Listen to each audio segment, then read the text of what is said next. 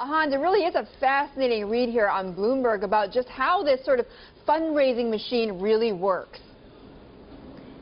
Well, this is a fly-on-the-wall account of what Karl Rove tells and also asks of donors in these briefings. Here's how it came about. A colleague of mine at Business Week identified herself as a journalist to one of the guests. She was working with this person on a story. The guest invited her to the briefing. She recorded it, and so we have an actual transcript of what Rove says. Now, here are some of the quotes. Rove shared polling data. He shared his focus group data. And here's what they've determined. This is Rove talking. If you say he's a socialist, this is Obama, they'll go out to defend him. If you call him a far-out left-winger, they'll say, no, no, no, he's not.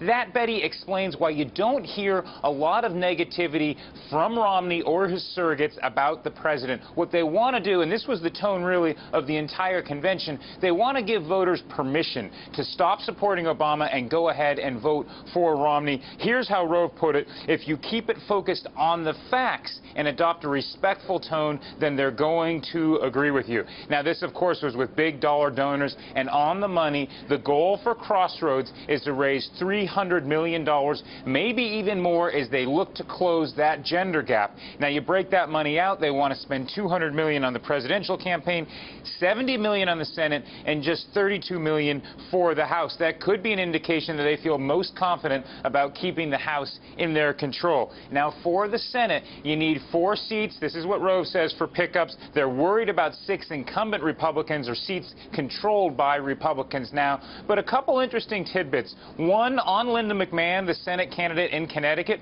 Rove says she's impressed. Remember, she ran last time. Rove says he's actually impressed with the kind of campaign he's running.